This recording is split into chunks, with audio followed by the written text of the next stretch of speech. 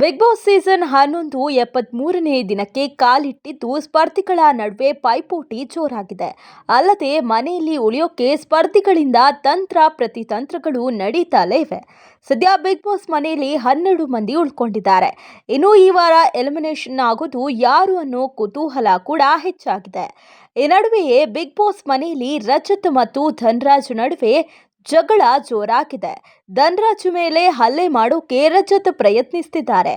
ಈ ಮೊದಲೇ ಧನ್ರಾಜ್ ಮತ್ತು ರಜತ್ ನಡುವೆ ಮಾತಿನ ಚಕಮಕಿ ನಡೆದಿತ್ತು. ರಜತ್ ಧನ್ರಾಜ್ಗೆ ಪಾಪು ಎಂದಿದ್ದಕ್ಕೆ ರಜತ್ ಕೆನ್ನೆ ಸವರಿದ್ದ ಧನ್ರಾಜ್ ಅಂಕಲ್ ಅಂತ ಕರೆದಿದ್ರು. ಇದೇ ಮಾತಿಗೆ ರಜತ್ ಸಿಟ್ಟಾಗಿದ್ರು.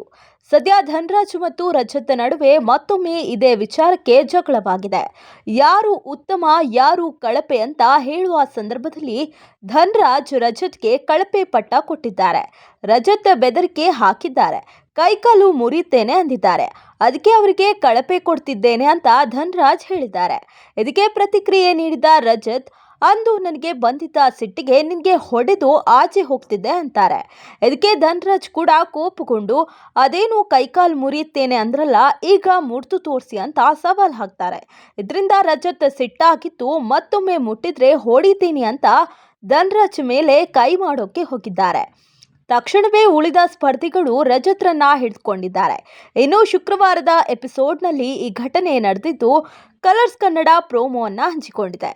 ಬಿಗ್ ಬಾಸ್ ಮನೆಯಿಂದ ಗೇಟ್ ಪಾಸ್, ರಜತ್ ವರ್ತನೆ ಮಿತಿಮೀರಿದೆ ಅಂತ ಈಗಾಗಲೇ ವೀಕ್ಷಕರು ಕಮೆಂಟ್ ಮೂಲಕ ಅಸಮಾಧಾನ ಹೊರಹಾಕ್ತಿದ್ದಾರೆ. ಅಂದಹಾಗೆ ಇದಕ್ಕೂ ಮುನ್ನ ಗೋಲ್ಡ್ ಸುರೇಶ್ ಜೊತೆಯೂ ರಜತ್ ಜಗಳವಾಡಿದ್ರು. ಅಷ್ಟೇ ಅಲ್ಲ, ಕೆಟ್ಟದಾಗಿ ಮಾತನಾಡಿದ್ರು. ಇದು ಕಿಚ್ಚ ಸುದೀಪ್ ಕೋಪಕ್ಕೂ ಕಾರಣವಾಗಿತ್ತು.